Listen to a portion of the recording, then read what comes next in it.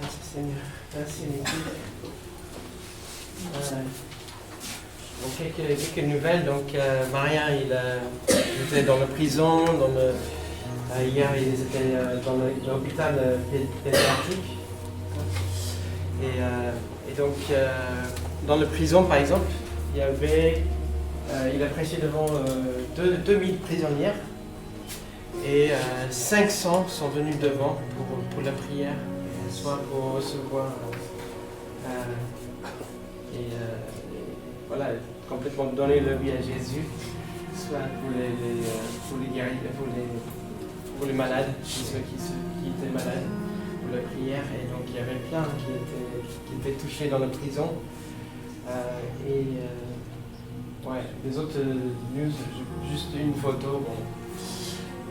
Voilà, donc on va voir plus de nouvelles parce que là, il y a l'équipe française qui arrive aussi de Rennes et Rémi et Joël qui arrivent ce week-end. Donc cette semaine, donc il va faire beaucoup de théologie cette semaine avec les églises là-bas. Mais on dirait que voilà, il y a des choses qui bougent beaucoup là-bas. Donc, c'est génial, c'est génial. Il y a d'autres nouvelles, oui. Pour les étudiants, n'oublie pas de s'inscrire, c'est vraiment la fin pour le week-end célibataire. Étudiants célibataires, voilà, il y a un camp pour vous. Et donc c'est en avril, je crois, c'est ça? C'est en avril, mais l'inscription, ça termine maintenant aussi. On planifie tout ça. Et est-ce qu'il y a d'autres nouvelles? Il y a d'autres annonces? Ah oui, donc mon père, on peut commencer à me rendre visite si donc appelle-moi, je vous donnerai sa chambre, comme ça vous allez bien. Oui, c'est ça. C'est l'orange, il faut suivre la ligne orange. Quoi d'autre? Oui. Ça va? Bonne. Oui, il faut aussi prier pour Bonne. Ce matin, elle est aux urgences. Voilà. En fait, elle a mal au pied. Ça persiste un peu. Voilà pourquoi c'est revenu là. Puis bon, les camps, donc on a envoyé nos enfants, des ados, à Valence. Donc ils sont partis vendredi matin, donc ils arrivent cet après-midi.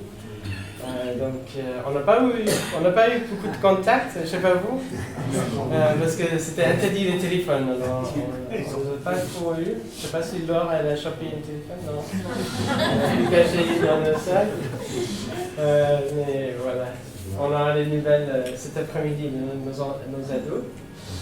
Mais je sais qu'ils sont dans des bonnes mains et ce matin même ils ont loué les associations. C'est vraiment des rencontres avec Dieu. C'est pas juste les camps où on fait des jeux. C'est vraiment du sérieux avec Dieu. Et ça va faire grandir des racines. Hein?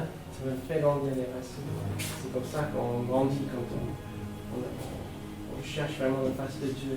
Et pour eux, en tant que jeunes, c'est vraiment important. Parce qu'après, ils vont être des grands arbres. Ouais, ce matin, j'ai un peu triché quand même parce que c'est moi qui ai choisi les chants.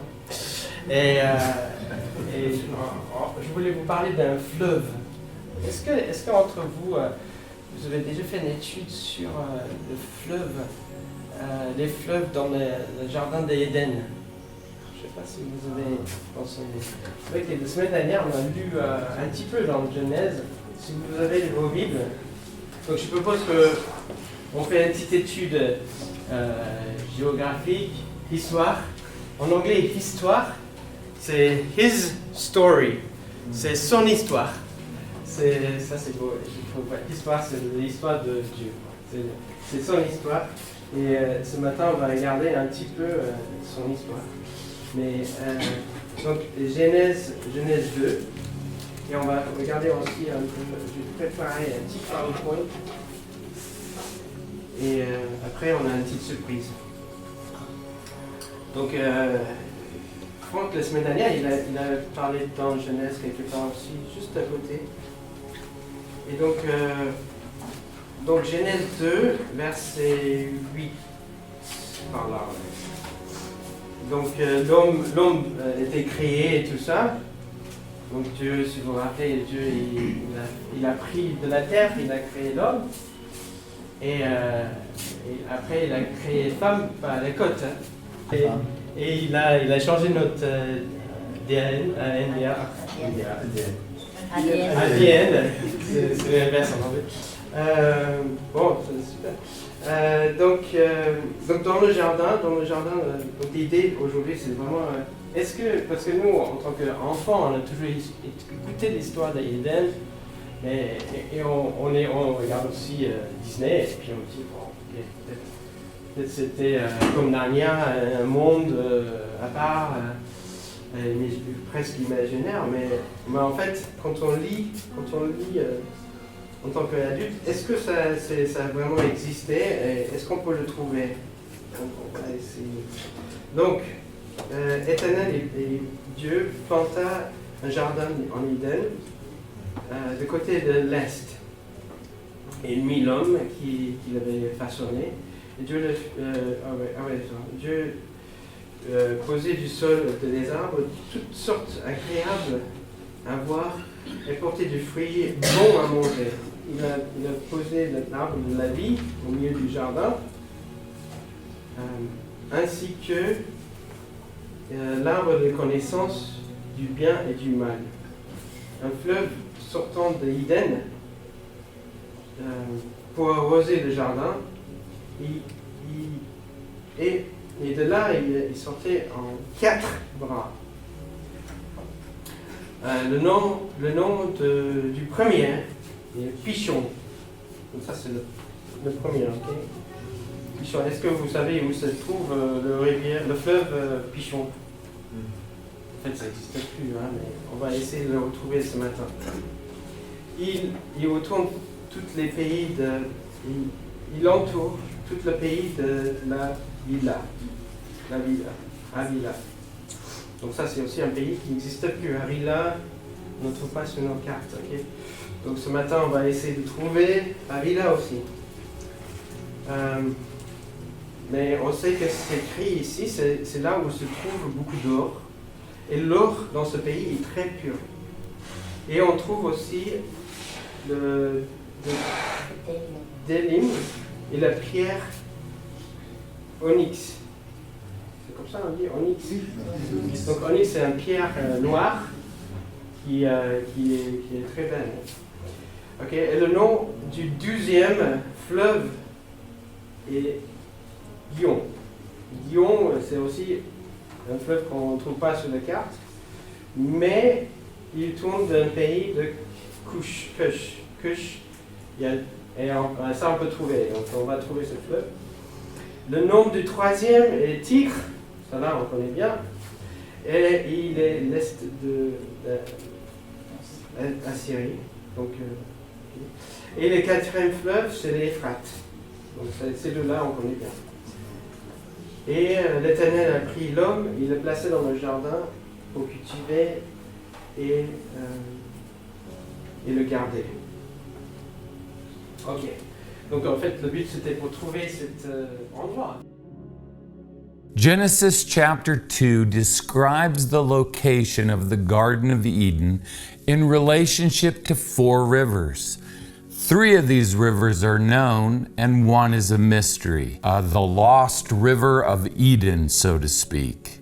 This is the river that the Bible calls the Pishon. Now, the biggest clue to understanding where to go looking for the Pishon River is in Genesis 2:11, where it says, the Pishon, it winds through the entire land of Havilah. Therefore, if we know where the ancient land of Havilah is located, then we know where to go looking for the Pishon River.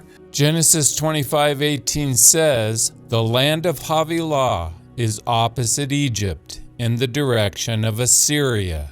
And so the only land that is Opposite Egypt, that is east of Egypt, on the way to Assyria, is the Arabian Peninsula, what is known today as the Kingdom of Saudi Arabia. This is Expedition Bible, and we're in Saudi Arabia.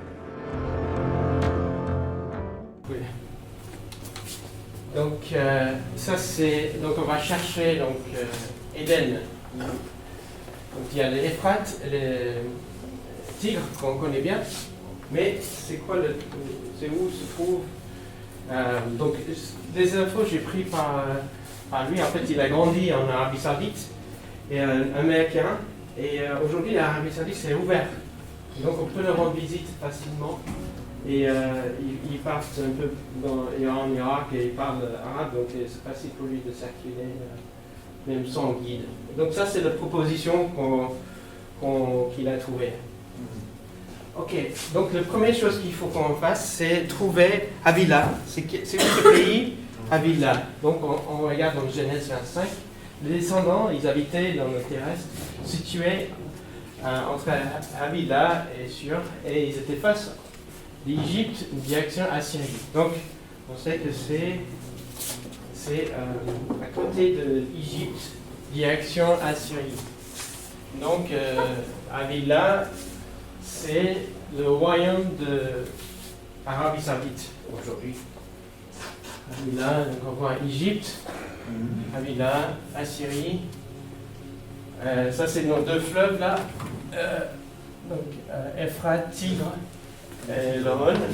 Et donc ça veut dire que le fleuve peut-être ça venait d'ici quelque part, ça traversait Havila. Il y a deux dans nos livres,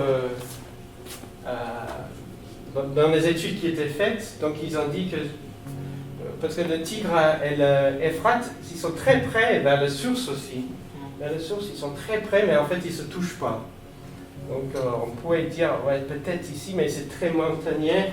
Beaucoup de montagnes, donc c'est pas vraiment là où il peut pousser des arbres ou des plantes, donc c'est plutôt dans l'autre côté du fleuve que là où ça traverse. Donc et en plus, en face de l'Égypte, pour venir ici, ça traverse pas Havila.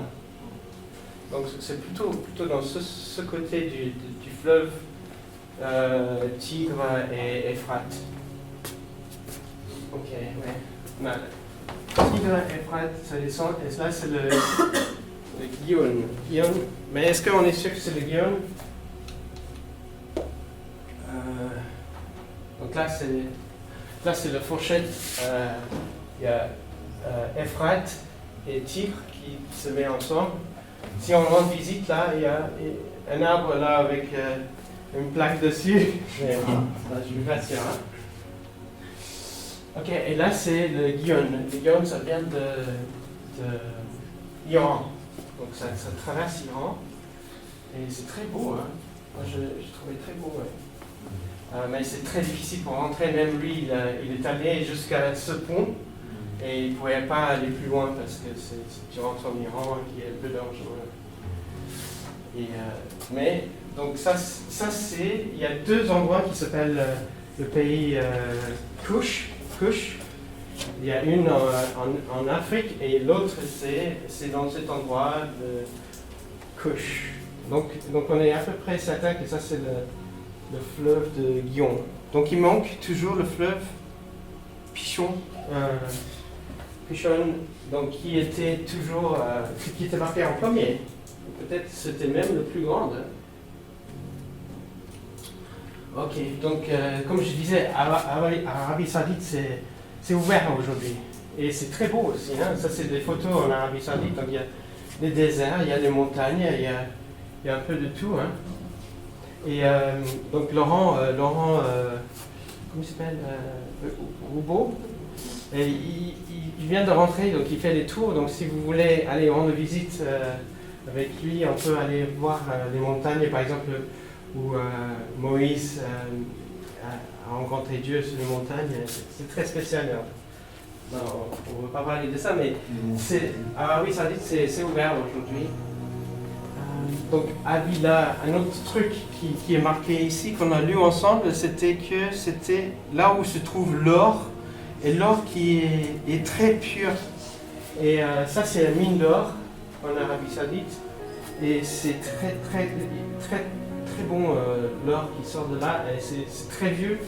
Ils épuisent toujours depuis des siècles et des siècles l'or de ce mine et ça va continuer encore et encore.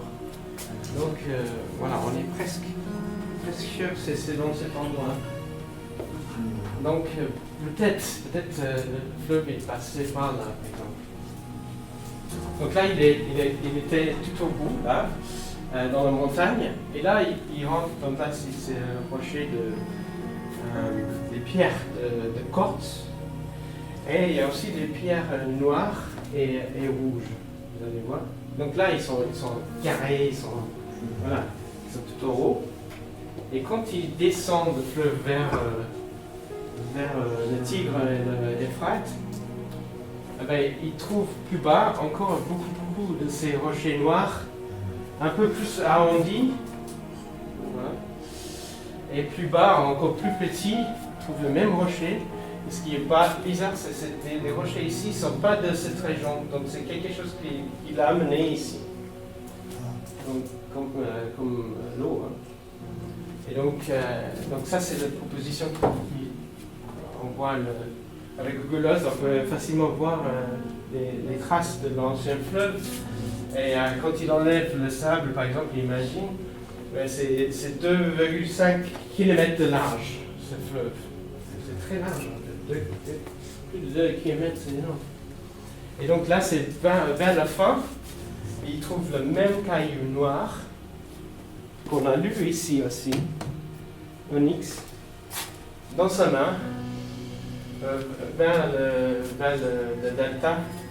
Donc on voit, ils sont tous ronds parce qu'ils sont passés de la montagne de l'autre côté du pays.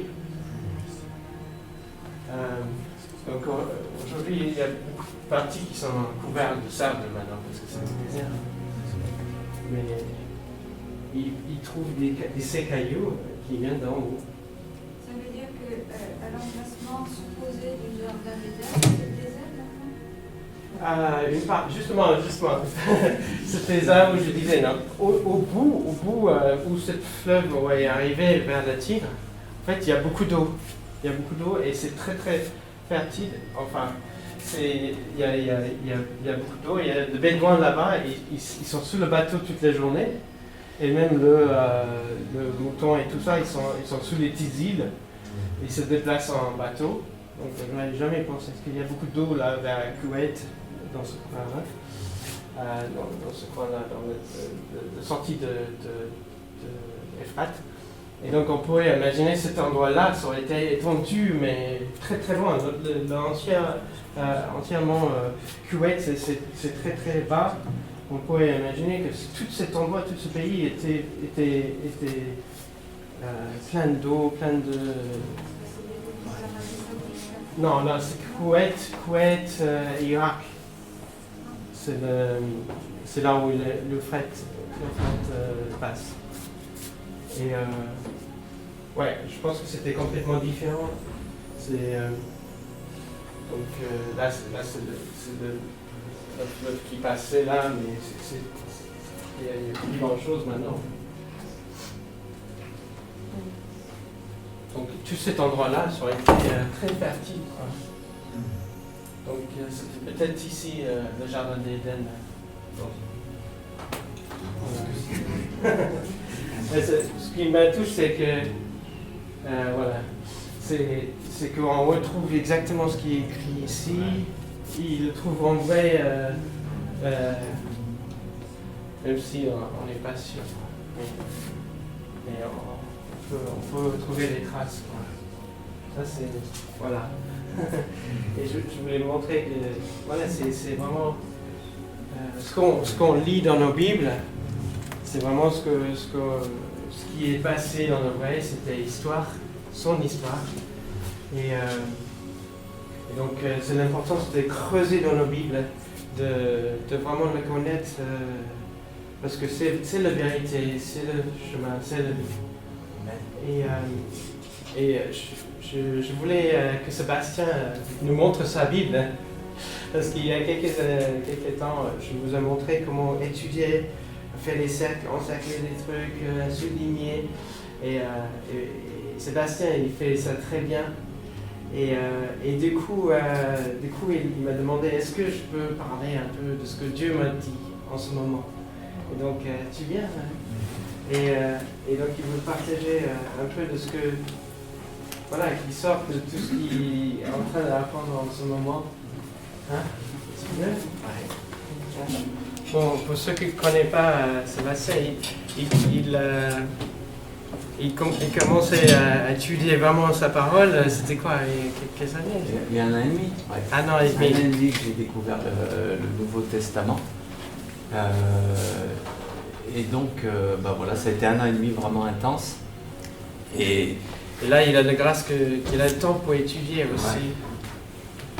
Et donc, il a fait... je vous montre parce que je suis tellement fier de lui. Mais, merci. Mais il a mis des petites étiquettes, il y a plein de couleurs, plein de cercles, voilà, il cherche vraiment sa parole. Et je suis tellement content. Merci. Déjà, merci tout le monde, merci Seigneur pour ce moment d'échange, merci aux dirigeants New Life de nous permettre de tous témoigner et d'échanger et d'avancer sur le mystère des évangiles, sur ce que vraiment Dieu veut de nous. Et ça, c'est super d'avoir cette liberté. Quand on voit tous les pays qui sont persécutés, on peut vraiment remercier le Seigneur de pouvoir parler librement de notre amour pour lui et de son amour qu'il a pour nous. Donc vraiment merci. Et donc aujourd'hui, je voulais parler parce que c'est vrai que ça a été 1 année et demie intense. Parce que s'il y a des gens qui ne me connaissent pas vraiment en 2 mots, en 2012, le Seigneur m'a vraiment repêché. J'étais en dépression et il est vraiment venu me laver, me nettoyer, me changer complètement et je le rends grâce tous les jours. Et après, par contre, j'ai ouvert la Bible, mais dans l'Ancien Testament où il y a des passages un peu violents, je cherchais ce qui m'était passé. Je ne savais pas les mots que je pouvais mettre dessus. Je n'étais pas du tout ni religieux ni spirituel, donc c'était un monde complètement nouveau qui s'ouvrait. Et donc j'ai lu le bouddhisme, j'ai été un peu de partout pour trouver des réponses. J'ai été voir des prêtres dans des églises et ils n'ont pas pu trouver de réponse qui me satisfaisait. Et quand j'ai ouvert le Nouveau Testament, j'ai vu des choses comme la loi du talion, œil pour œil, dent pour dent. Des choses un peu dures que Dieu disait et grâce à ses livres et à tous les enseignements qu'on a, par tous les pasteurs et tout, on arrive à comprendre pourquoi Dieu avait différentes méthodes pour diriger son peuple. Mais tout ça, je n'avais pas ces informations il y a 12 ans. Donc je suis parti dans le bouddhisme, donc la méditation, le vide, le nirvana. Donc ça, c'était certainement pas la réponse appropriée, mais je me suis perdu. Et grâce à Dieu, il y a 1 an et demi, je suis retombé, donc il n'y a pas de hasard, je suis retombé sur la Bible, et là j'ai ouvert le Nouveau Testament, vraiment avec l'amour de Jésus, tous ces versets magnifiques, vraiment qui par contre, il y en a qui sont un peu plus virulents, vous devez les connaître, et là ça m'a vraiment chamboulé, et ça a été 1 année et demie très intense, parce que il y a des versets qui sont vraiment là pour nous chambouler et pour nous nettoyer et vraiment nous faire prendre conscience de la transformation que Jésus veut qu'on effectue grâce au Saint-Esprit. Et Dieu merci. Alors je voulais remercier aussi Séverine parce que je sais que cette année, je n'ai pas été toujours drôle, et ma fille bien sûr, parce qu'elles ont été vraiment patientes et elles m'ont vraiment fait des preuves d'amour. Donc merci Seigneur d'avoir mis ces 2 magnifiques âmes dans ma vie. Et donc cette année, on a eu de la chance parce qu'on se promenait à Lyon, enfin on se promenait pas, on allait dans les boutiques chrétiennes que Paul m'avait conseillé. Et donc j'ai eu la chance d'être très bien conseillé par ce monsieur. J'encourage vraiment d'aller dans ces boutiques parce qu'ils savent de quoi ils parlent. Et donc j'ai commencé par celui-là. Et il est magnifique et je remercie M. McDonald vraiment parce que c'est le travail de toute une vie d'expliquer tous les versets sauf dans l'Ancien Testament, il les regroupe un peu, parce que bon, il y en a, je crois, plus de 30 000, enfin, c'est énorme. Mais dans le Nouveau Testament, il prend verset par verset et il explique, il donne son point de vue.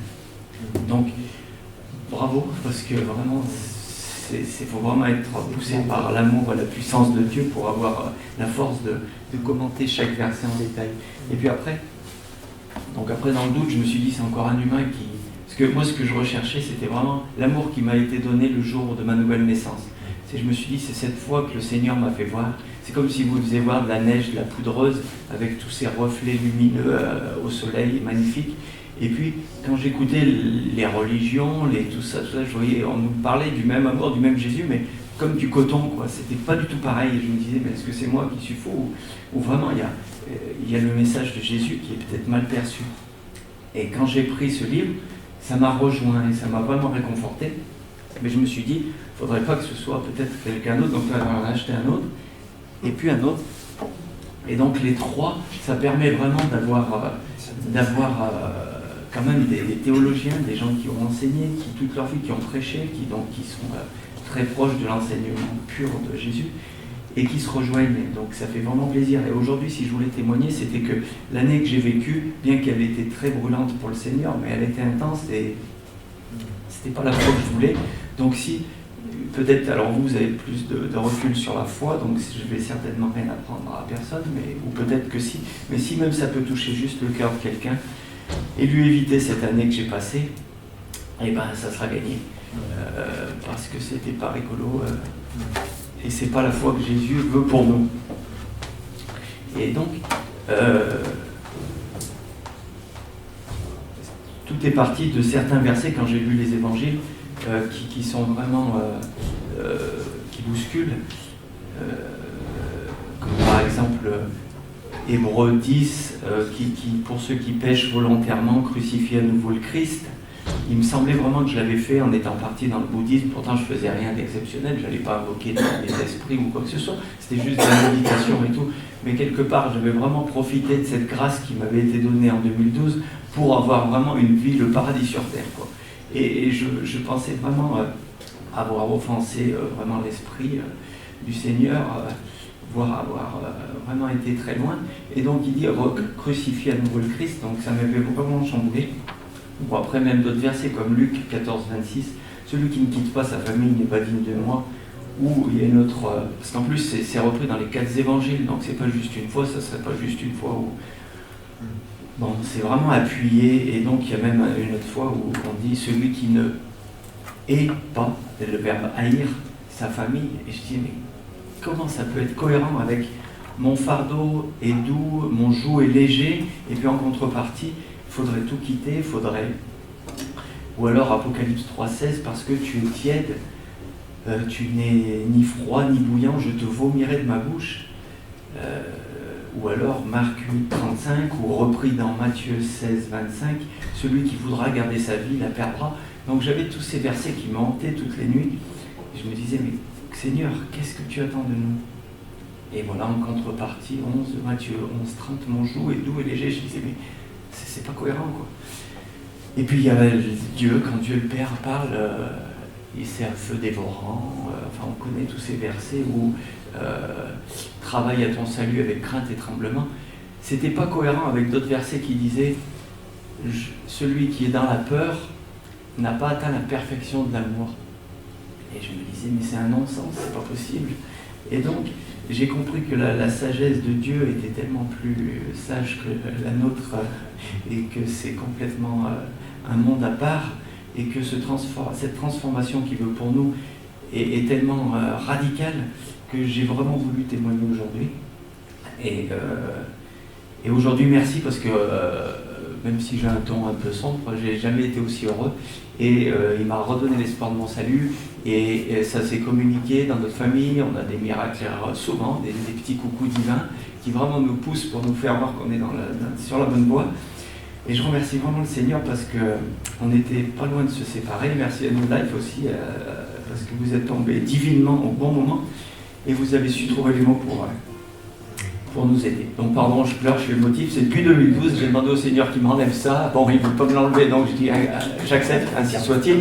Mais c'est 9 fois sur 10 des larmes vraiment de joie, d'amour et de paix.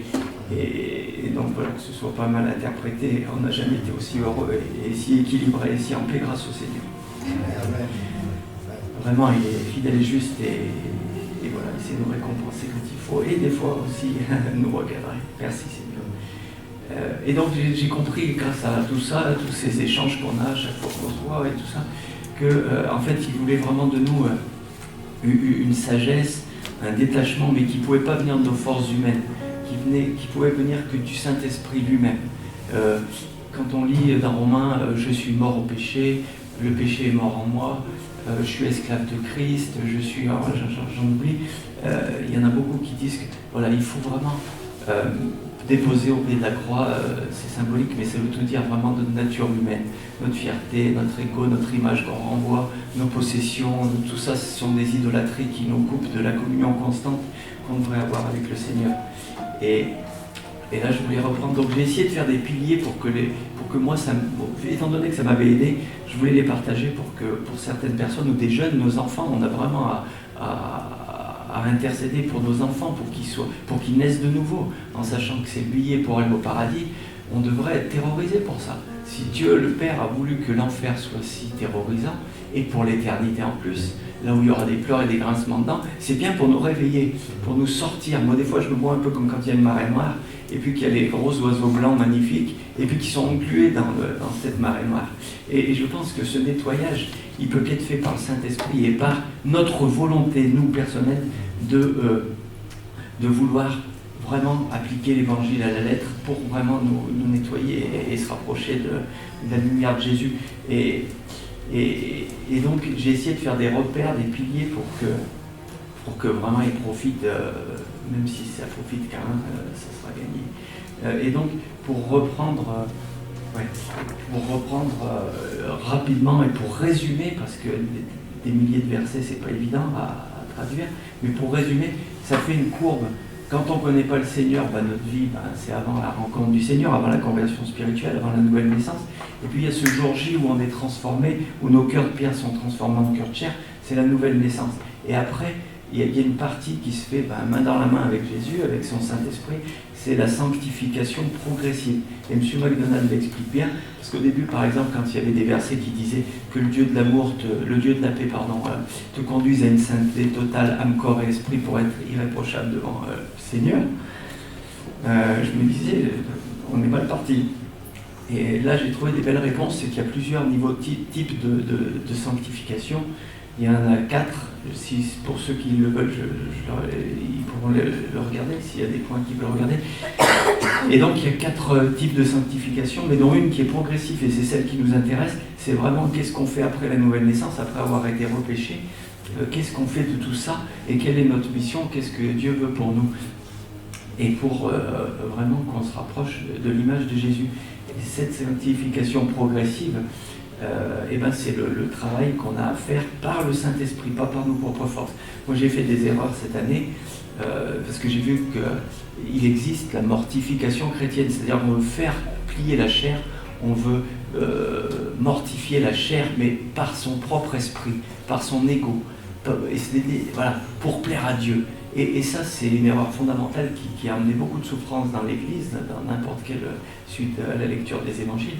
Et ça, je voudrais protéger certaines personnes parce que je sais par expérience, en ayant échangé, j'ai appelé une quinzaine d'églises pour comprendre la nouvelle naissance, alors des pasteurs, des prêtres, et ils ont tous été d'accord que c'est un élément central qu'on ne doit pas négliger parce que c'est le billet d'entrée pour le paradis. Si on doit espérer, il faut cette renaissance spirituelle. Et donc, j'ai creusé le sujet et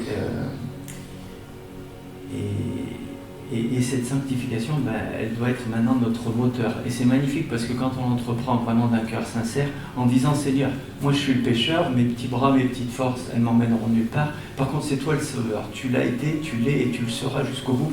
Et grâce à ça, quand on entreprend vraiment cette clarté au fond de nous et cette honnêteté, de se dire qu'on n'est pas beau, qu'on est encore plein de péchés, plein de jugements, plein de choses horribles qui méritent vraiment des sanctions. divine, et ben à partir de là, on s'abandonne vraiment, on meurt à nous-mêmes, et c'est vraiment là le Seigneur qui vient agir à travers nous, et les miracles commencent. Et sans Christ, on n'est rien. Et ce que je voulais vraiment faire prendre conscience aujourd'hui, c'est que si on se rappelle si on a 20 ans, nos 10 ans, si on a 50 ans, nos 40 ans, nos 30 ans, la vie elle passe comme ça, elle passe vraiment très vite. Et qu'on a une carte terrible à jouer, mais avec Jésus elle est facile, si on se donne vraiment à lui, c'est qu'on joue notre éternité derrière. Donc des années qui passent comme des mois ou comme des semaines, on voit rien, on voit nos enfants grandir tous les jours, mais on se dit, j'ai qu'une cartouche. Derrière on joue l'éternité, donc on ne peut pas jouer de rôle, pas de masque, on ne peut pas rigoler. Il faut être entier avec le Seigneur et le Saint-Esprit pour vraiment pas rigoler. Parce que quand je prends, pourquoi là je suis ému, c'est parce que mon père est mort, il n'était pas né de nouveau, Dieu seul sait où il est, mais si je lis la Bible, il n'est pas dans des endroits super confortables. Quand je pense à nos enfants, que je vois des cours de récré, ils sont devant les écrans, je me dis mais comment les réveiller, comment faire pour qu'ils puissent atteindre cette nouvelle naissance, cette renaissance spirituelle que le Christ explique bien en Jean 3.3 avec j'ai perdu le nom. Pardon. Nicodème. Merci, Nicodème. Pourtant Nicodème, il connaissait la loi, c'était un professeur de la loi, mais il n'avait pas eu ce changement de cœur. Il lui a dit, si tu n'en es pas de nouveau, tu ne pourras pas connaître le royaume de Dieu. Donc voilà, c'est toutes ces angoisses, même si après, Jésus vient vraiment réconforter nos cœurs par la foi, par l'amour, par la joie, par tous les fruits du Saint-Esprit, il y a quand même cette inquiétude qui persiste pour notre prochain, pour les autres. Et ça doit rester allumé. D'ailleurs, Dieu dit qu'on est malade. Alors je ne dis pas que parce que j'avais tout écrit. Hier, j'ai eu manque de foi, je voulais venir à parler sans préparer rien. J'ai dit, Seigneur, j'irai rien qu'avec ton Saint-Esprit. Et hier, j'ai manqué de foi, j'ai dit, attends, mais tu vas peut-être te planter, le diable est venu me dire plein de peur. Donc j'ai vite tout écrit. Et c'était vraiment un manque de foi, je m'en excuse, Seigneur, parce que je vois que j'ai pas besoin de ces papiers. Mais parce que Dieu nous le dit clairement, on est malade. Il y a un verset qui dit, je l'ai écrit quelque part, qui dit que on est malade. Priez pour les autres afin d'être guéris. Il nous donne la solution pour être guéris. On a été élevés vraiment de façon satanique, et je pèse mes mots, depuis l'école, depuis notre plus tendre enfance, on est élevé pour être le meilleur de la classe, pour diviser, pour gagner en sport, pour être le meilleur, pour réussir nos examens. Sinon, tu ne réussiras pas ta vie. On a été élevé par la peur et par le rêve futur de réussir une vie matérielle totalement tournée vers nous. Notre cœur est totalement tourné vers nous depuis la naissance. Le peu de reste, c'est juste un faux semblant, un vernis de semblant d'amitié pour essayer d'avoir des amis ou de nouveaux collègues de boulot. Donc c'est vraiment moche, notre nature adamique. Et aujourd'hui, vraiment, le Seigneur il dit priez pour les autres pour être guéris. Et il parle vraiment de n'éteignez pas l'esprit. Donc j'ai regroupé 3 fondements vraiment pour la vie chrétienne brûlante, hein, parce que la vie tiède, Dieu il dit je vous vomirai de ma bouche. Donc je le souhaite pour personne. Si Dieu a voulu que l'enfer soit si terrible, c'est parce qu'il veut que vraiment on se nettoie par le Saint-Esprit, par la force de Jésus. Et si vraiment les piliers chrétiens que moi j'ai trouvé pour la vie d'un chrétien, c'est cette fameuse nouvelle naissance de le royaume des cieux. Il a dit cherchez d'abord le royaume des cieux et tout vous sera donné. Donc ça aussi, c'était des nuits d'incompréhension. Je me suis dit, c'est quoi ce royaume des cieux? Et c'est ce qui m'a fait connaître il y a 2 ans, quand vraiment mon esprit humain s'était éteint et que j'ai vu vraiment la pureté, la beauté de ce monde. Je voyais la perfection de chaque atome, dans les odeurs, dans les lumières, dans les tout. J'étais dans la contemplation, dans vraiment la grâce. Et ça, je l'ai perdu. Mais je pense que Dieu veut que je la retrouve et que maintenant qu'il y a la compréhension intellectuelle, il y a le côté spirituel qui vient compléter la partie qui manquait spirituelle. Donc maintenant que je sais que c'est vraiment que la voie que le Seigneur voulait, je suis réconforté. C'est pour ça que maintenant j'ai le cœur léger et vraiment il a changé notre vie. Donc il y a la nouvelle naissance, le royaume des cieux, et n'éteignez pas l'esprit, 1 Thessaloniciens 5, 19. C'est une connexion en continu avec le Seigneur. Sachez que des fois on dit j'ai prié 2 heures, on est content de nous. Quand on met ça face aux évangiles, on ne doit pas être content de nous. Jésus nous veut entier, celui qui voudra garder sa vie la perdra. C'est-à-dire qu'on ne peut pas être entre deux chaises. Ou alors c'est très inconfortable et ça peut être très dangereux à la fin de notre vie. Parce que cette connexion spirituelle qu'il veut, c'est là où on peut dire qu'on a raccroché notre vraie nature humaine, pécheresse, c'est qu'on s'est vraiment tourné. Maintenant, comme il est écrit dans certains passages, on est esclave de Christ, mais dans le bon sens. C'est-à-dire qu'il veut le meilleur pour nous, d'être complètement libéré de notre image, de l'emprise de la peur dans notre tête, de l'emprise de notre travail et des peurs qui sont liées. Si je perds mon travail, je ne pourrai pas nourrir. C'est contre la foi. La foi, c'est au centième de seconde. C'est je marche avec toi, Seigneur, je sais que la seconde d'après sera parfaite. Elle sera comme elle sera, même si elle n'est pas parfaite, c'est qu'il y aura un enseignement derrière et que tu t'occupes de tes enfants. Et il s'en occupera jusqu'à la fin des temps. Comme il y a un verset qui dit vivez dans le temps présent conformément à la sagesse. Et en Tite 2:11, en effet, la grâce de Dieu s'est révélée comme une source de salut pour tous les hommes. Elle nous éduque et nous amène à nous détourner de tout mépris de Dieu et à rejeter les passions des gens de ce monde. Ainsi, nous pourrons mener dans le temps présent une vie équilibrée, juste, pleine de respect pour Dieu. Donc Dieu ne veut pas de sacrifice. Le Seigneur Jésus, par le sacrifice que lui a fait, il est venu vraiment nous amener un enseignement qui est de la légèreté, de la douceur, de la paix intérieure, un amour qui coule de notre cœur totalement libre par la foi. Il n'y a que la foi qui nous permet de faire sauter tous ces cadenas qui nous ont été mis depuis notre éducation. Parce que mine de rien, il paraît qu'il y a 80% d'inconscient dans le corps humain et une vingtaine de pourcents de conscient. Toutes ces peurs en nous, ces peurs du diable, ces peurs de l'enseignement qu'on a eu, que si on perdait notre emploi, la vie c'est fini, si on perd notre statut social, on est foutu. Non. Quand on est né de nouveau, on est enfant de Dieu, on a Dieu qui est derrière nous et qui nous dit « Vas-y mon gamin, oh je suis avec toi ». Et ça doit écraser toutes les peurs. Toutes les peurs. La peur en 2024, on en parlait pendant notre réunion de prière de mardi, avec le nombre de signes prophétiques qui sont déjà accomplis. Comme a dit Paul superbement tout à l'heure, la Bible elle est vérifiable. Maintenant on ne peut plus dire ça n'existe pas ou la foi n'existe pas. Jésus a annoncé des prophéties, les prophètes les ont annoncées, elles se déroulent sous nos yeux aujourd'hui, avec la guerre dans le monde, avec l'Euphrate qui s'assèche, et même Dieu va plus loin, il a mis l'alpha et l'oméga, enfin il a mis le signe, alors je ne sais plus si c'est alpha oméga, je crois que c'est la fin. Oméga, vous pouvez le rechercher, j'ai été le vérifier sur Google Maps, si tu l'as c'est magnifique, on voit le signe de la fin qui apparaît parce que l'eau... Ça sèche et voilà. Merci Jacques. On voit l'oméga. Il peut pas. Et c'est ça il y a 10 ans, et là maintenant.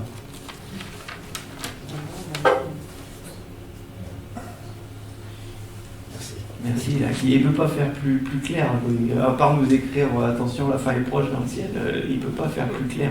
Tous les signes ont été annoncés, ils s'accomplissent devant nous. Donc maintenant, si on est un petit peu tiède, maintenant on met la 6e vitesse et le turbo, on ne peut plus être divisé, ça ne plaisante pas. On l'a vu avec le Covid, le monde peut changer du jour au lendemain, on peut se retrouver enfermé chez nous avec une dictature mondiale. On est à l'aube et on ne peut plus être divisé. Et il y a trop d'âmes qui ne connaissent pas encore le Seigneur et la voie du salut dans les rues pour qu'on ne prenne pas l'armure du chrétien et qu'on y aille en criant au fort notre joie de partager cet amour. Et donc il y a une définition pour le royaume des dieux. C'est le royaume de Dieu implique la repentance et la nouvelle naissance par lesquelles Dieu veut régner dans les cœurs de ses enfants dans ce monde, en préparation pour le monde à venir. L'œuvre qu'il a commencée sur terre sera rendue parfaite au ciel. Et il y a aussi, dans un sens plus étroit, alors c'est dur parce que c'est spirituel, on ne peut pas le mettre dans une case ni mettre une étiquette, mais ça donne une idée. Le royaume de Dieu est un règne spirituel sur les cœurs et les vies de ceux qui se soumettent volontairement à l'autorité divine. Il faut qu'il y ait une intention quand même humaine, volontaire, de se dire Seigneur, je vais m'offrir à toi dans ma globalité, dans ma totalité. Et là on comprend les versets. Haïr sa famille, c'est spirituel, ça ne veut pas dire la haïr, mais quand on regarde sa fille ou sa femme ou sa maman, on contemple la création, on est devant l'œuvre de Dieu et on contemple, mais en rendant grâce au Seigneur, en lui rendant toute la gloire qui lui revient. et en n'aimant pas la créature. Vous voyez, on ne transfère pas notre amour à la création, à la créature, on reste complètement dans l'adoration du Créateur. C'est ce que Dieu veut, qu'on lui rende toute sa gloire. Et le pilier numéro 3, donc ça c'est un exercice, c'est un travail, comme les muscleurs là, qu'on voit tous les jours maintenant, qui sont de plus en plus musclés, ils vont à la salle de musculation, ils vont lever des centaines de kilos de fonte, et ils arrivent à un résultat. Et nous, notre devoir, c'est, même quand on parle entre amis, en famille ou quoi que ce soit, c'est pendant qu'on parle, on peut être dans les cantiques, ça se voit pas, personne ne le sait, ou alors si ça se verra parce qu'on sera lumineux, on sera joyeux, mais on n'est pas dans la conversation, quelqu'un vient nous parler de ses soucis et tout, on peut avoir de la compassion, mais sans prendre sa souffrance. Dieu est avec lui aussi et c'est Dieu qui est souverain. Mais nous par contre, on a le devoir de garder cette connexion comme une prise, une lampe. Si on la débranche, elle s'éteint. Nous, elle ne s'éteint pas tout de suite. Mais le diable va revenir par les pensées humaines, venir verser son flot de boue tout doucement. Et petit, on retombe dans la peur et les angoisses humaines. Et c'est pour ça que Dieu l'a dit dans la Bible, dans l'Apocalypse, il a dit « certains perdront la foi ». C'est-à-dire que si vraiment on n'a pas cette connexion constante avec le Seigneur par l'Esprit, adorer le Seigneur en l'Esprit, il y a un verset qui le dit, c'est ça je pense qui nous amènera peut-être au monde des miracles que Jésus est venu amener, et vraiment à l'aboutissement de l'œuvre qu'il veut en nous. Et donc c'est vraiment un message d'espoir aujourd'hui et de joie, parce que n'éteignez pas l'esprit, ce changement radical, parce que si vous prenez conscience, les pensées humaines, c'est une hypnose. On se lève le matin, on n'a pas ouvert un œil, ça commence. Alors c'est toutes les versions possibles et inimaginables pour nous divertir ou pour nous tenir dans la peur. Vous voyez, c'est des projections futures. Ah, il faut que je pense à aller acheter le pain, c'est pas des bêtises. Ou alors, ah, c'est l'anniversaire de ma fille, faut que je... Mais on est dans les pensées humaines, et même si elles sont louables, parce que ça peut être pour l'anniversaire de notre fille ou notre femme, on est quand même coupé du Seigneur. Donc, on peut faire tout ça, si vous regardez, vous êtes dans votre voiture, vous pouvez très bien le faire en ayant l'esprit connecté à Dieu, être dans la grâce, dans l'adoration. Et c'est ça que Dieu veut, c'est que même si on a les pires soucis au travail, eh ben on les remet au Seigneur. On dit, Seigneur, si je perds mon travail, ainsi soit-il. Si j'ai un besoin d'un frère qui m'appelle et que je suis au boulot en train de signer un contrat à 150 000 €, c'est terrible parce que quand on voit l'argent, comme on nous fait faire attention à l'argent. L'argent est la source de toutes les idolâtries, de toutes les... Et c'est bien noté, il y a un verset, je l'ai noté, je vous le dirai. Donc il faut se méfier de tous ces outils que le diable se sert pour nous ramener à la matière, pour nous ramener à ce monde matériel. Nous, comme il est écrit, soyez des étrangers, des gens de passage sur cette planète. Notre vie, elle est déjà au paradis. Et on doit être porté par ça, parce que la vie passe très vite, mais par contre l'éternité avec le Seigneur, ça va être très très très très bon. Et donc on doit être porté par ça en tout temps pour se décoller de cette matière qui colle comme du goudron. Et vraiment, on doit être vigilant. Donc ce changement spirituel, ce transfert, n'éteignez pas l'esprit, ça doit être un travail. C'est se lever le matin, non, je ne vais pas penser à ce que je vais planter dans mon jardin. Non, je ne vais pas penser à mon problème que le patron m'a mis au boulot. Non, je ne vais pas penser à tout ça. Seigneur, je suis avec toi, donne-moi cette force. Et j'ai foi que l'œuvre que tu as accomplie, que tu as commencé en moi, tu la termineras. Donc c'est lui qui fait le travail, on transfère nos petites forces en lui, on lui remet tout. C'est ce qu'il veut, qu'on soit dépendant totalement de lui. Donc dans Jean 8, 31, si vous demeurez dans ma parole, vous êtes vraiment mes disciples. Luc 21, 34, faites bien attention à vous-même, de peur que votre cœur devienne insensible au milieu des accès du manger et du boire et des soucis de la vie. Et au verset 36, restez en éveil. Donc dans cet axe vertical de l'instant présent, au centième de seconde avec le Seigneur. Restez en éveil et priez en tout temps, afin que vous ayez la force d'échapper à toutes ces choses qui arriveront, et de paraître debout devant le Fils de l'homme. Éphésiens 6, 18, faites en tout temps par l'Esprit toutes sortes de prières et de supplications. Veillez à cela avec une entière persévérance. Donc pour résumer, il y a le royaume de Dieu dans l'éternel présent et cette connexion constante avec le Seigneur qui nous amène dans cet état de grâce où la peur n'a plus de place. Le diable avec ses angoisses par les pensées, il est chassé tout de suite. Parce qu'il y a la foi du Seigneur, il y a ces magnifiques psaumes, ces magnifiques cantiques que je serai dans la vallée de la mort, je ne craindrai aucun mal. Ça doit résonner à fond. Nous devons être des micro-temples individuels, qui tous ces temples mis en commun quand on se regroupe, on va être des temples tellement lumineux qu'on sera vraiment le sel de la terre. Et on va vraiment changer ce monde grâce à Dieu, grâce à toute puissance, par rapport à ces versets, à cette parole qui est son esprit et qui veut que son esprit remplace notre intelligence humaine, qui est démoniaque. Je le répète, il y a des versets, j'en ai noté une quinzaine, une trentaine, je vous les laisserai si vous voulez, où il est dit que notre sagesse humaine, il faut s'en méfier comme la peste. C'est celle-là qui nous emmènera en enfer et qui emmènera d'autres en enfer. Parce qu'elle est démoniaque. Et si je le retrouve, ça sera super, mais là, et je pense qu'elle est facile à retrouver. Donc on est vraiment mis en garde. Il y a soit le Nouveau Testament, et attention, le Nouveau, l'Ancien, c'est l'Ancienne Alliance. Bien qu'elle soit belle et qu'il y ait la parole de Dieu et qu'il y a toutes les facettes de Dieu qui est infinie, il faut s'en méfier parce qu'on peut des fois se méprendre. C'est la voie de Jésus qu'on suit. Parce que dans l'Ancien Testament, il y a la loi du talion, œil pour œil, dent pour dent. Et Jésus est venu dire, si on te tape sur la joue droite, donne la joue gauche. C'est l'opposé. Donc par contre, Dieu l'a voulu ainsi parce que ça s'appelle les dispensations. À chaque étape de notre croissance, l'humain a eu des messages différents. Parce qu'il en avait besoin. Mais quand Jésus est venu amener sa révolution par son sacrifice et parce qu'il est tout amené, c'est qu'il a amené la loi de la grâce. Et il n'y a plus maintenant de jugement. Le péché est mort en nous et on ne peut plus vivre. Si vous avez aujourd'hui encore de la rancœur, si vous avez encore de l'auto-persécution, une mauvaise conscience, c'est que vous n'êtes pas dans la voie de Jésus. Et Jésus est là pour vous nettoyer de tout ça. Et parce que ça ne peut pas durer dans le même corps. Il ne peut pas y avoir le malin, le mauvais et le Saint-Esprit. Ou alors sinon il y a conflit et il y a un message qui n'est pas clair. Et là aujourd'hui, vraiment, grâce à tout ça et à tous ces enseignements, grâce à Internet, c'est vraiment le temps des révélations. Et on a accès à des pasteurs, à des gens d'une sagesse incroyable. Et merci Seigneur, parce qu'on n'a plus d'excuses pour vivre encore mitigé ou tiède. Parce qu'avec tous ces enseignements et avec l'explication de la Bible, le message maintenant de Jésus est clair. Et c'est peut-être pour la fin des temps que maintenant on va pouvoir vraiment passer du cocon, du petit chrétien religieux, à vraiment au monde des miracles que Jésus nous a promis. Et il l'a promis, les fidèles et justes, ils m'ont pas.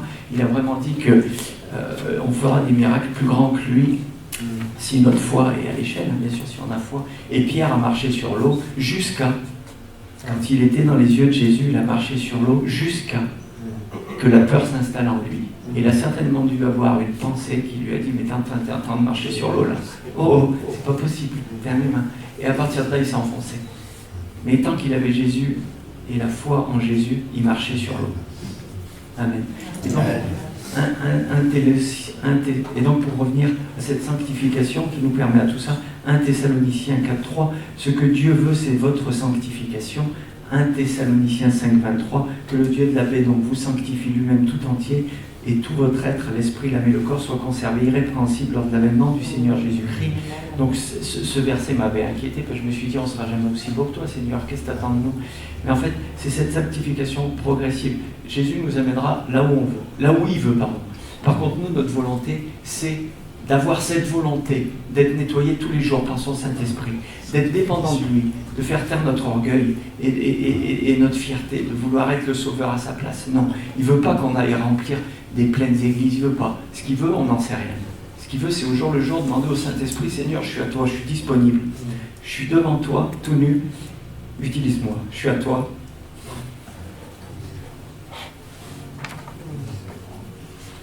Amen. Et donc, Matthieu 11, 24, ce que vous demanderez, alors ça c'est de l'espoir. On ne peut plus prier en suppliant, pourvu que Dieu tu m'exauces. Non, il est souverain, il fait ce qu'il veut. Mais nous, par contre, on doit avoir une foi inébranlable. Et Matthieu 11, 24 dit, ce que vous demanderez en priant, croyez que vous l'avez reçu, et vous le verrez s'accomplir. C'est une prière de foi et de gratitude. Ce que vous demanderez en priant futur, croyez que vous l'avez reçu. C'est déjà acquis. Ça, c'est la foi. Et vous le verrez s'accomplir. On peut vraiment avoir de la gratitude pour ça. Mais cette prière, elle donne une force énorme. Qu'elle soit accomplie ou pas, notre prière, ça ne nous regarde pas. Si elle est vraiment faite pour servir le plan divin et l'intérêt de Dieu et de nos frères humains, elle sera accomplie. Moïse a ouvert la mer, C'était pas pour s'amuser ou pour faire de l'esbrouf. C'est parce qu'il y avait besoin de sauver le peuple. Et Dieu a ouvert les vannes, la mer s'est ouverte. Philippiens insiste. Je suis persuadé que celui qui a commencé cette bonne œuvre la rendra parfaite le jour de Christ. Alléluia. C'est donc une prière encore pleine de confiance, car Jésus a sauvé, sauve et sauvera de A à Z.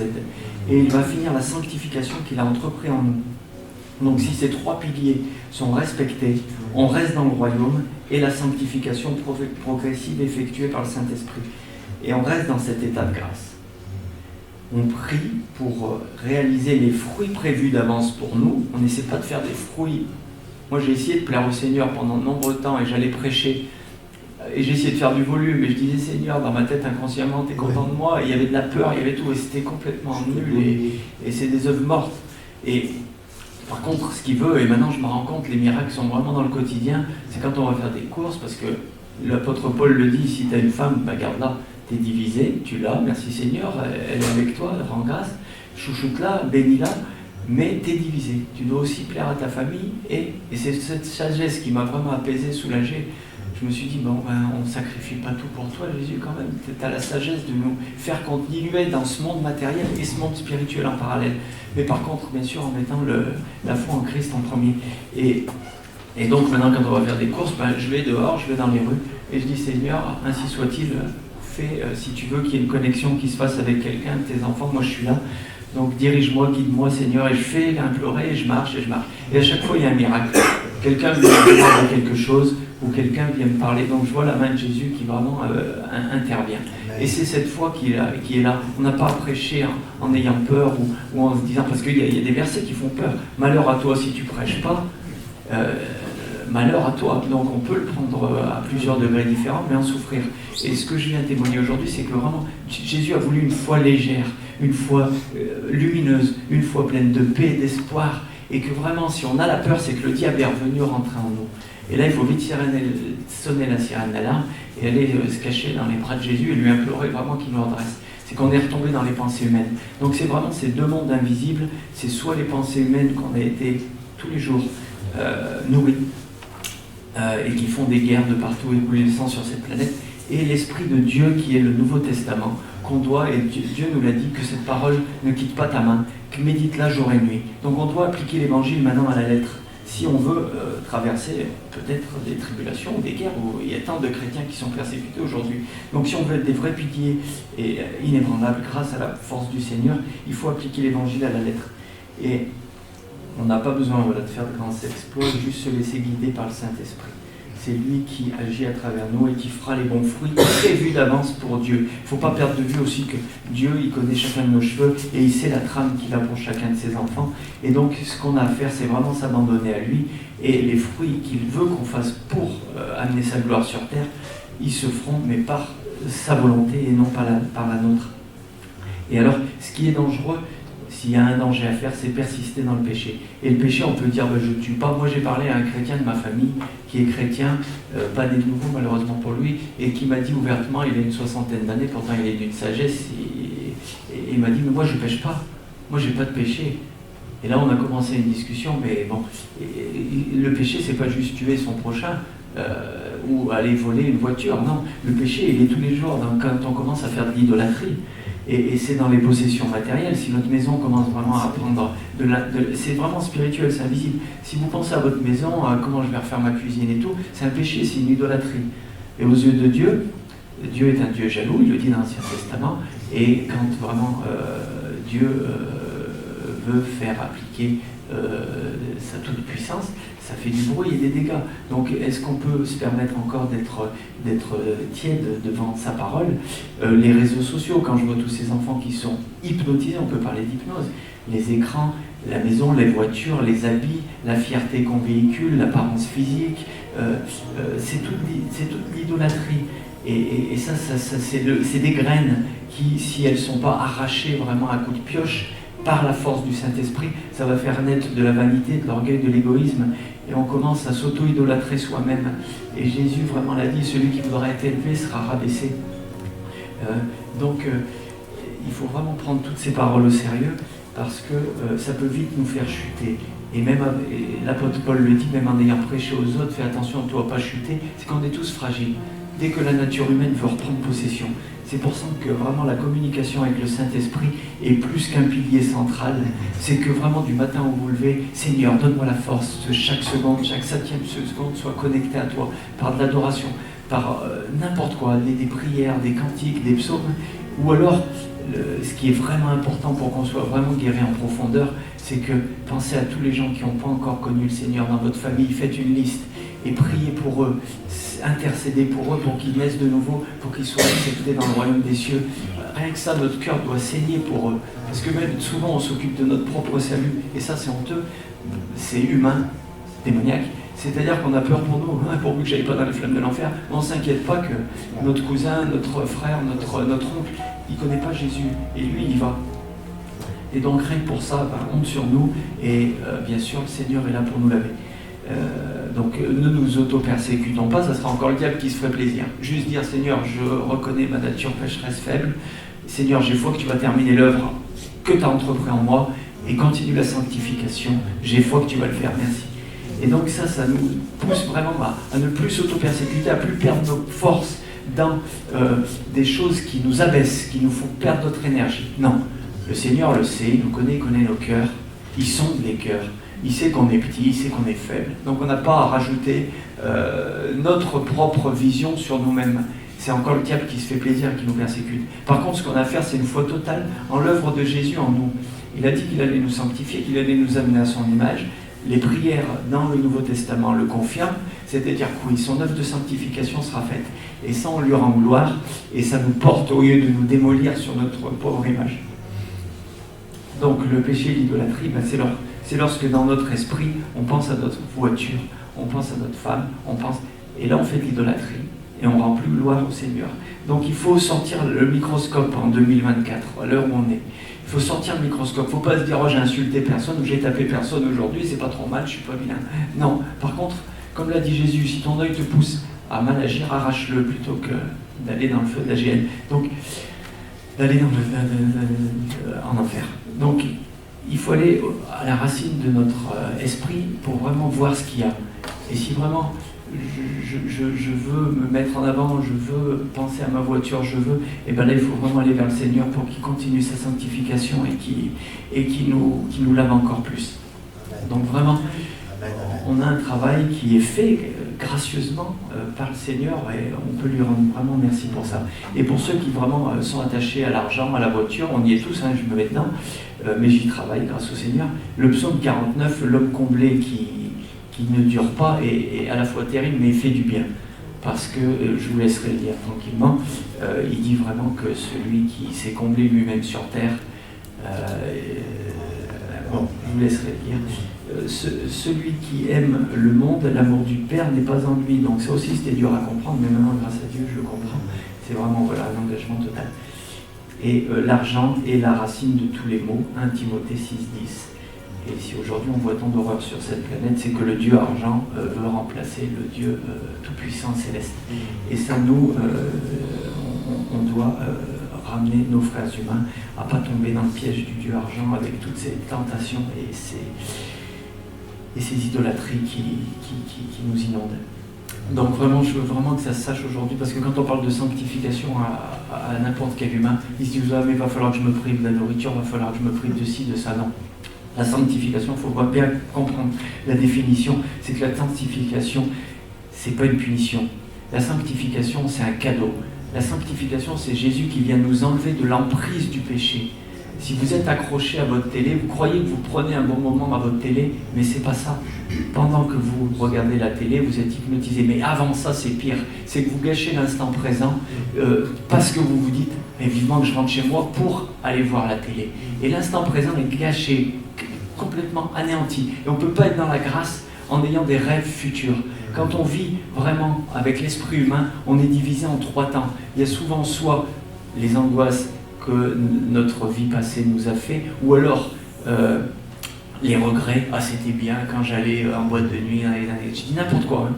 Mais on est divisé en 3 temps. Le malin, le mauvais, nous envoie des souvenirs, qui nous fait comparer notre vie actuelle, et qui la rend pâle, alors que elle est lumineuse, elle est merveilleuse, notre vie dans l'instant présent.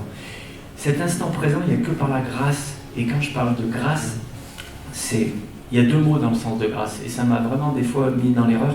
C'est qu'il y a la grâce de Dieu quand il vient nous sauver. Il nous relève, il nous nettoie, il nous fait revivre par la nouvelle naissance gracieusement. C'est un don qui vaut tout l'or du monde, bien sûr, vu qu'il nous empêche d'aller en enfer. Donc c'est cette grâce. Et il y a la grâce, c'est un état, c'est un don surnaturel que donne Dieu à ses créatures pour les amener au salut. C'est une définition que j'ai trouvée dans une vieille encyclopédie. Et on voit que le malin travaille, le mauvais, pardon, j'aime pas bien le malin, le flat, le mauvais travail, parce que quand j'ai pris le Larousse, j'ai été chercher illumination, parce que c'est synonyme, grâce et illumination. Et illumination, j'avais pris un Larousse assez récent, qui a 4-5 ans, et qui avait marqué illumination des rues, on éclaire, et tout. Et j'ai pris ma vieille encyclopédie, et là pareil, grâce divine, que Dieu vient mettre dans les cœurs, il vient transformer spirituellement. Et donc on voit que le savoir est en train de se perdre et la Bible est en train de se perdre si les enfants de Dieu ne se relèvent pas et agissent pas. Parce qu'on voit que les Bibles sont transformées progressivement et qu'on voit dans plein d'exemples que le malin, vraiment, le mauvais vraiment agit et grandement. Donc la sanctification, c'est pas une punition. Être délivré, moi j'étais très gourmand, je le suis de moins en moins grâce au Seigneur qui je lui demande de me libérer de ça. Parce qu'à 10h, je commençais déjà à vouloir manger. Et à 10h, je me privais de la communication, de la communion avec Dieu. Parce que tout le temps, j'étais harcelé en me disant « Oh là, il y a du fromage fondu. Oh là, il y a... puis je peux faire une bonne salade avec des croutons. Oh, je mettrai un peu de fromage. » C'est une emprise. Le péché, c'est une emprise. C'est pas « je suis libre de me faire un bon repas ». Non, c'est une emprise qui vous prive de l'instant présent. L'instant présent, pourquoi Dieu veut qu'on redevienne comme des nouveau-nés, comme des enfants? C'est parce que les nouveau-nés, les enfants, ils ont une pureté d'âme qui font qu'ils sont comme ça, ils sont dans la contemplation, dans l'adoration. Et c'est cet état que Jésus, je crois, moi je me trompe, mais ça serait étonnant, que Jésus a voulu vraiment nous amener. C'est pas d'être juste des gentils chrétiens ou des gentils humains qui font des belles actions, non. Ça, il y a des pompiers bénévoles qui vont sauver beaucoup plus de vies que je vais en sauver. Et ils n'iront pas au paradis parce qu'ils n'ont pas eu cette régénération et cette nouvelle. Pourtant, ils le méritent beaucoup plus. Mais ils n'ont pas cru au Sauveur, ils ne sont pas tournés vers lui et ils ne sont pas repentis. Et ils seront privés du paradis. Donc, ce n'est pas une histoire de faire des bonnes œuvres. C'est une histoire de faire les fruits prévus d'avance par le Seigneur, pour lui et pour sa gloire. Et donc, quand on lit, par exemple, donc après, quand on sait tout ça, on se dit, il y a deux cas de figure. Et c'est là où est le danger, c'est est-ce qu'on continue dans le péché? C'est-à-dire que aujourd'hui, je rentre, je me fâche, je me dispute avec n'importe qui, j'ai de la colère. Si vous êtes des chrétiens et que le cœur est un peu ouvert, vous allez être mal. Et vous allez retourner vers le Seigneur et dire « Pardon Seigneur, vraiment je me suis emporté, j'ai manqué de maîtrise et j'ai honte et je te demande pardon, sincèrement. » Le Seigneur est fidèle et juste, il vous pardonne avec son cœur infini. Et donc, si le lendemain, vous vous redisputez, vous retombez dans une colère noire, qu'est-ce que vous allez faire? Vous allez demander pardon. D'accord. Et vous allez le refaire. Ça s'appelle demeurer dans le péché. Et dans Romains, l'apôtre Paul dit, est-ce que nous allons demeurer dans le péché? Certainement pas. On ne va pas insulter l'Esprit de grâce et ce qu'il est venu faire dans nos cœurs. Donc la sanctification, c'est l'unique voie, c'est l'unique chemin après pour un chrétien qui ne veut pas vraiment offenser le Saint-Esprit avec tout ce que ça comporte. Et il y a, je crois que c'est M. Nouy, il a pris un exemple, il appelle ça la grâce à bon marché. C'est-à-dire vraiment insulter l'Esprit de grâce volontairement, sachant qu'on a nos défauts, sachant mais qu'on refuse la sanctification. On veut juste vivre avec la chair et malgré avoir été restauré, continuer avec la bassesse humaine et les pensées humaines. Donc ce travail, il est vraiment à faire. Et si on prend la foi de la sanctification, donc je vous ai dit, c'est pas nous qui le faisons avec nos propres forces ou en essayant de faire comme le 1er janvier de tout le monde dit « Ah ben, ce coup-là, j'arrête le sucre » et puis le 15 du février, on a rechuté comme un élastique. On essaie de mortifier notre chair, de s'améliorer par nos propres forces et on sait très bien que ça ne dure pas dans le temps. Les plus forts durent 1 an, 2 ans, mais souvent ça rechute 9 fois sur 10. S'il y a un souci dans la vie, s'il y a un problème, on retombe dans nos vieux démons. Donc Dieu veut que ce soit Jésus pour qu'il fasse vraiment, qu'il arrache le péché à la racine. Et ce qui est magnifique, c'est qu'on peut tous pécher, on pêche tous. Et c'est cette clarté d'esprit de l'avoir, on ne sera jamais parfait. Mais cette sanctification, c'est cette volonté, c'est cette énergie en nous qui dit, oui, je me suis en colère, j'ai jugé, j'ai été même malhonnête, ou j'ai été violent, ou juste, je me suis emporté, j'ai critiqué. Ça, c'est la racine du péché, elle est petite. Mais par contre, Seigneur, je veux être sanctifié, j'ai foi que tu vas le faire, je ne vais pas me répéter, je l'ai dit tout à l'heure, et je te rends grâce parce que je sais que tu vas me nettoyer et me rapprocher le plus de ton image. Jésus 16,33, Jésus a vaincu le monde et on doit suivre son exemple. Il veut qu'on batte la chair, le monde et le diable. Galates 5,24, ceux qui sont en Jésus ont crucifié la chair avec ses désirs. C'est une sanctification en douceur, par la foi, par la gratitude. C'est le combat spirituel invisible qu'on doit être amené à vivre au quotidien. Et elle est réalisée par Jésus, 100% connecté à son esprit. Matthieu 12,7, il veut la miséricorde et non les sacrifices. On doit poser nos petits bras et vraiment plonger dans les siens. Et là, à partir de là, c'est ce que Dieu m'a prouvé par rapport à cette année difficile. Là, aujourd'hui, vraiment, il m'a permis de voir maintenant une progression spirituelle. Il m'a permis de voir que les œuvres mortes, c'était encore une grosse bêtise. Merci Seigneur de m'avoir fait toutes ces bêtises. J'ai pas été malin, mais maintenant, avec du recul, vraiment, on voit que dans les cendres, même dans les événements douloureux de la vie, il y a des diamants. Et que le Seigneur ne fait pas des épreuves en vain. Il est notre Père, on est ses enfants, il veut le meilleur pour nous. Et surtout, ce qui m'a rendu, c'est une conscience purifiée. Aujourd'hui, je peux le regarder dans les yeux et dire, je suis loin d'être beau, mais dis seulement une parole et je serai guéri. Amen. Et le but final, vraiment, c'est de se rapprocher le plus de cet amour que le Christ est venu amener sur terre, qu'on le laisse finir son œuvre en nous, qui finisse cette sanctification, qu'on n'essaie pas de reprendre le contrôle. Et ça, c'est vraiment... Donc là, je vais un peu plus vite que ce que j'avais écrit hier. Par rapport à l'éducation du monde, il faut vraiment y faire attention. On a vraiment été élevés dans des puissances diaboliques. 1 Jean 5,18, le monde entier est sous la puissance du mal. Éphésiens 2,2, dans la Bible Louis II, ils disent que le monde est sous emprise spirituelle du prince de l'air. Et le prince de l'air, dans les petites explications, c'est Satan. Donc c'est ouvertement, j'aime la Bible parce que la Bible est franche, elle est dure, elle est tranchante. Comme il est dit, sa parole peut délier l'os de la moelle, enfin voilà, elle percute, mais il n'y a pas un mensonge dedans. Et si on s'y appuie vraiment, eh ben, notre progression va être très rapide. Et merci Seigneur, il s'occupe vraiment de nous de A à Z. Et nous les humains, on veut chercher notre sécurité, notre sécurité personnelle, on veut se la construire parce qu'on a été éduqués comme ça, familiale, professionnelle, financière, que l'on planifie notre vie, qu'on prenne des assurances, des crédits, des assurances pour, même si on mourait, assurer notre mort, enfin n'importe quoi. Alors que Dieu, lui, il veut qu'on retrouve la pureté des enfants, la sainteté, qu'on parle ouvertement pour aller sauver les autres, pour aller annoncer l'évangile. Il veut un cœur tourné vers les autres, aime ton prochain comme toi-même, et qui vive dans le présent. Donc vraiment dans cette lumière et dans cette foi christique en continu. Et Matthieu 6,26 est magnifique. Regardez les oiseaux dans le ciel. Ils ne sèment pas, ne moissonnent pas. Ils ne recueillent rien dans les granges. Et votre Père Céleste les nourrit. Ne valez-vous pas mieux qu'eux? Tout est dit. Et on offense Dieu quand on commence à tomber dans les peurs, à se dire je vais beaucoup travailler pour assurer. Même dans les détails, moi l'autre fois je dis il faut que je coupe du bois parce qu'on n'a plus de bois pour chauffer. Mais je me suis dit mais honte sur moi. Et donc ça ne veut pas dire que j'ai pas coupé de bois, ça veut dire que j'ai plus l'inquiétude de et mon voisin qui malheureusement pour lui divorce. Il me dit Sébastien, j'ai tous mes travaux, j'ai tout mon bois qui dort, viens le chercher. Et j'ai encore une preuve dans les petits détails que Dieu s'occupe et on a eu du bois qui est tombé du ciel. Donc avancer par la foi et non par la vue. Et c'est vraiment ce qui est beau, c'est qu'il n'y a pas besoin que la mer s'ouvre. C'est que si on est vraiment dans l'éternel présent, on voit les signes de Dieu et les miracles qui vraiment au jour le jour nous poussent, nous guident.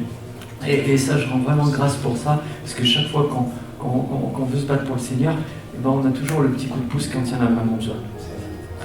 Et il dit vraiment dans 1 Pierre 2,11 que nous sommes des étrangers, des exilés sur cette terre, qu'on doit s'abstenir de ces convoitises. Et je pense que voilà, ça ne peut pas être plus clair.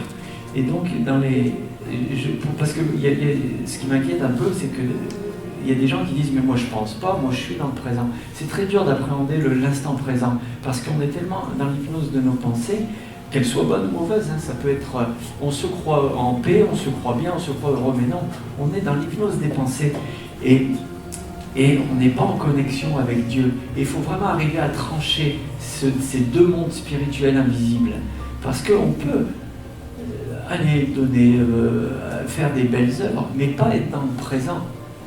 Même, et ça c'est dangereux, il faut vraiment le voir comme deux radios. Est-ce que si j'écoute Skyrock, j'écoute les louanges, c'est deux radios vraiment différentes, avec deux bandes de fréquences différentes. Et nous, dans notre esprit, c'est ça. Même on peut avoir des bonnes idées, bien rigolotes, bien sympas, être en paix avec nous-mêmes, mais on n'est pas dans la parole de Dieu, on n'est pas dans la cantique, on n'est pas dans l'adoration, on n'est pas dans la prière, on n'est pas dans le... Donc on peut être heureux sur cette terre, il y a tant de gens qui ne connaissent pas le Seigneur, qui sont heureux, mais ils ne sont pas dans l'état de grâce que Jésus veut.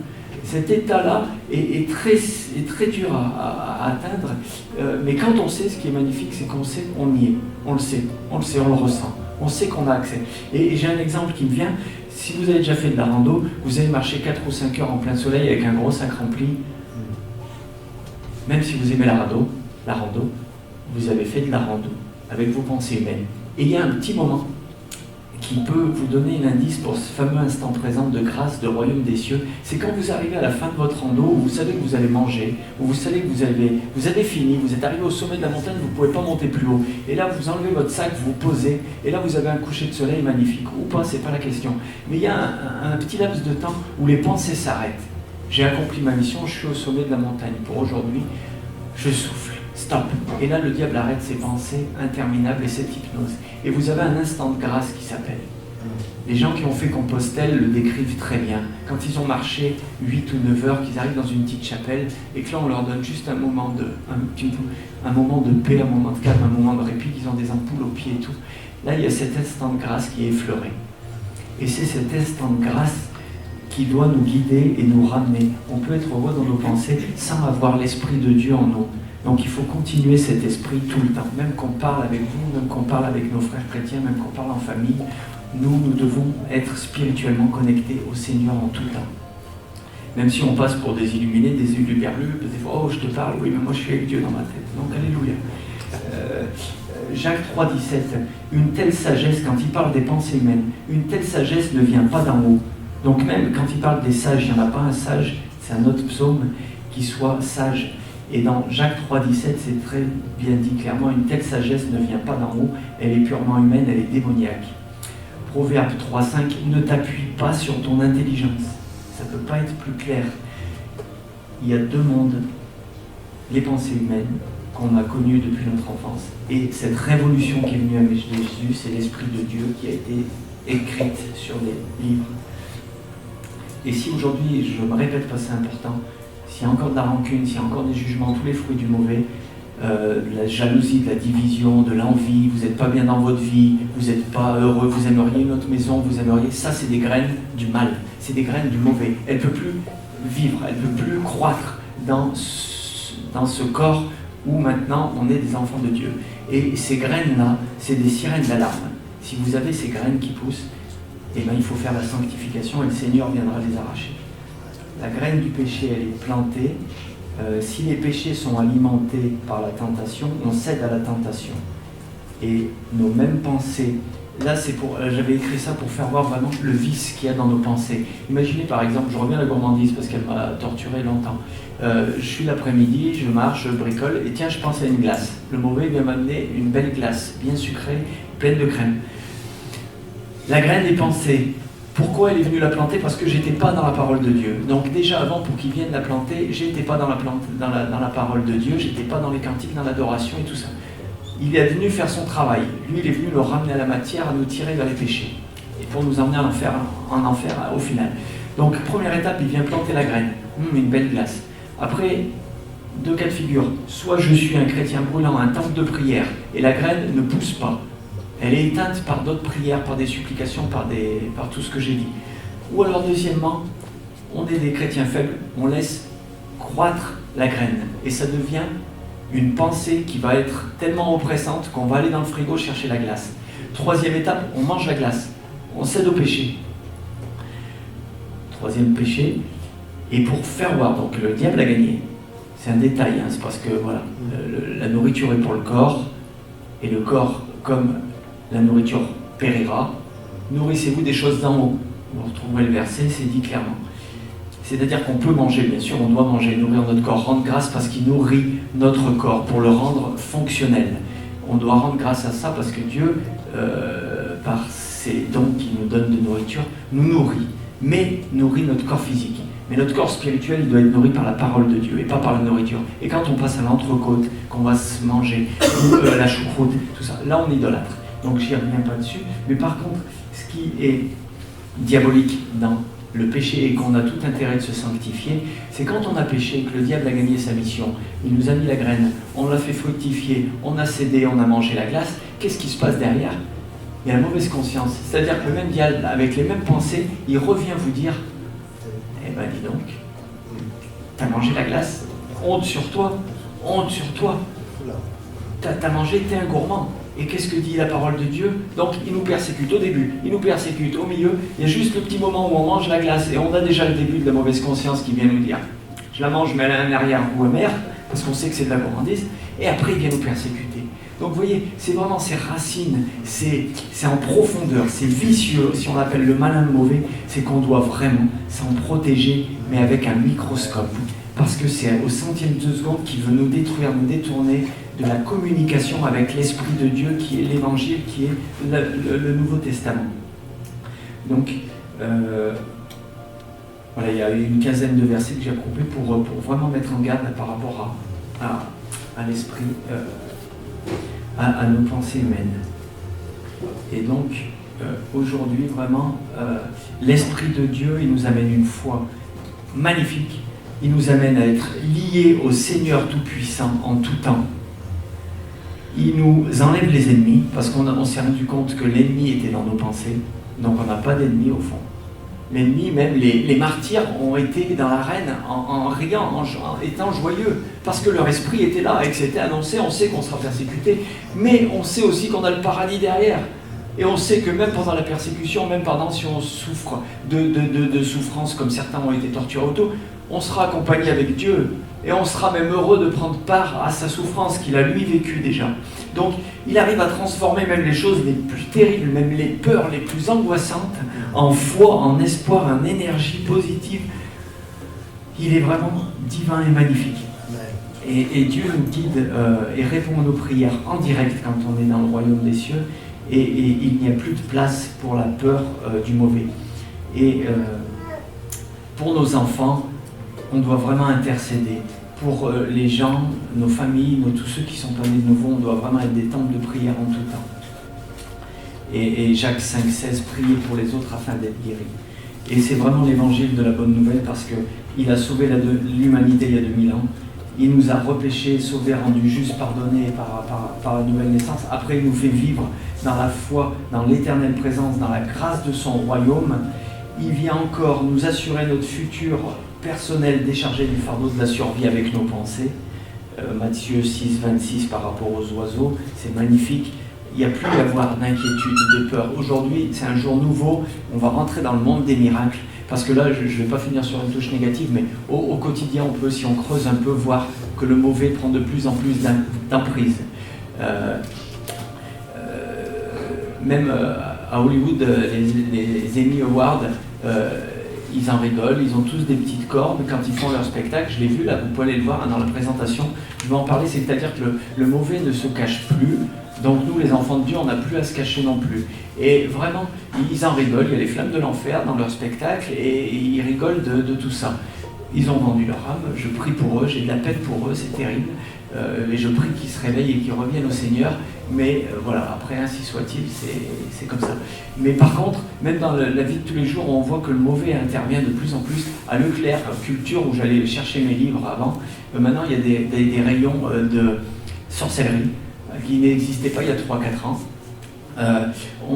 Même dans notre entourage professionnel, le jour on a eu une remontée, c'est un exemple, hein, mais il y a des livres où il y a vraiment de la sorcellerie, de la magie noire et tout ça, ça n'existait pas, il fallait aller dans des boutiques occultes, cachées. Maintenant ça vient, ça inonde nos enfants, on a le devoir par le Saint-Esprit, de demander au Seigneur vraiment de nous donner la force d'intervenir dans ce monde. Sinon, on sera un sel qui sera fade et qui, comme le dit la Bible, ne méritera que d'être piétiné. Et nous, on l'a vu dans notre travail, où on a une petite boutique où il y a plusieurs créateurs artisanaux qui se regroupent. Et on a eu l'exemple précis d'une dame qui, sa fille avait son enfant qui était persécuté à l'école. Et elle a dit à une autre personne, donc on a su ça comme ça en papotant, elle a dit mais bon, je lui ai jeté un sort et cet enfant a un cancer. Donc la magie, les pouvoirs occultes sont présents. Il ne faut surtout pas en avoir peur, parce que Jésus est au-dessus de tout ça, et tout genou fléchira devant lui. Et j'avais partagé à Jacques, je crois, parce que j'ai été creusé cette année, c'est pour ça que ça a été douloureux, j'ai été voulu voir aussi le côté sombre. Et il y avait un ancien sataniste qui parlait, qui jetait des sorts et qui faisait vraiment des choses diaboliques, qui tuait des gens avec des sorts. Et il a dit, un jour, il y a un client qui est venu, il appelait ça un client, il a dit, jette un sort sur cette personne. Et lui, il a mis toute son énergie, il s'est battu dans l'ombre, des nuits complètes, à jeter des sorts pour toucher la personne en question. Il avait un contrat sur elle. Intouchable. Il a creusé, il a cherché, parce qu'il était chrétien. Et que ce chrétien avait un temple de prière très intense. Les sorts diaboliques du mauvais ne peuvent pas atteindre un chrétien qui a un temple de prière actif. Et ça, c'est un cri d'espoir et c'est vraiment pour prouver que Dieu agit et qu'il nous protège et que ça doit nous libérer de toute peur, de toute angoisse, de tout ce qu'on voit. C'est que s'il a dit qu'on était intouchable, on est intouchable. Donc c'est pas le diable avec ses petites cornes et sa petite queue qui doit nous faire peur. Maintenant c'est fini ça. C'est fini. Au nom de Jésus, tout est cassé aujourd'hui. Il n'y a que la foi lumineuse qui va venir, la foi en Christ par son Saint-Esprit, qui aujourd'hui va agir dans nos vies pour aller sauver nos prochains. Donc je vais vous parler en toute franchise. Quand on fait des réunions de prière le mardi, qu'on est 3 ou 4, ça me fait pleurer intérieurement. Donc j'ai 2 leçons à donner à personne. Quand je vois l'église, depuis 1 an et demi que j'y suis, et je vois les bancs qui sont encore vides, c'est que, est-ce que vraiment nous, et je me mets dans le seau, est-ce que vraiment on est digne de se regarder avec une belle conscience? Donc il n'y a pas à s'auto-persécuter, il y a juste à changer de direction aujourd'hui. Aujourd'hui, c'est l'Esprit de Dieu qui doit régner dans notre corps, dans notre esprit, dans notre âme. Celui qui voudra perdre la vie, garder sa vie, la perdre. Aujourd'hui, on va la garder parce que le Seigneur est avec nous. C'est lui qui va agir à travers nous. Et à partir d'aujourd'hui, je sais que Seigneur, des changements radicaux vont se faire et ils vont amener des résultats radicaux. Et l'église sera bientôt remplie et que on va prier ensemble, on va être connectés, on va mettre le boulot loin derrière et qu'on va se réunir souvent, on va s'auto-fortifier, on va se booster mutuellement grâce à la parole de Dieu et on va chasser ses pensées humaines avec son lot de peur et d'angoisse pour vraiment être digne d'être appelé enfant de Dieu. Merci Seigneur de m'avoir permis d'être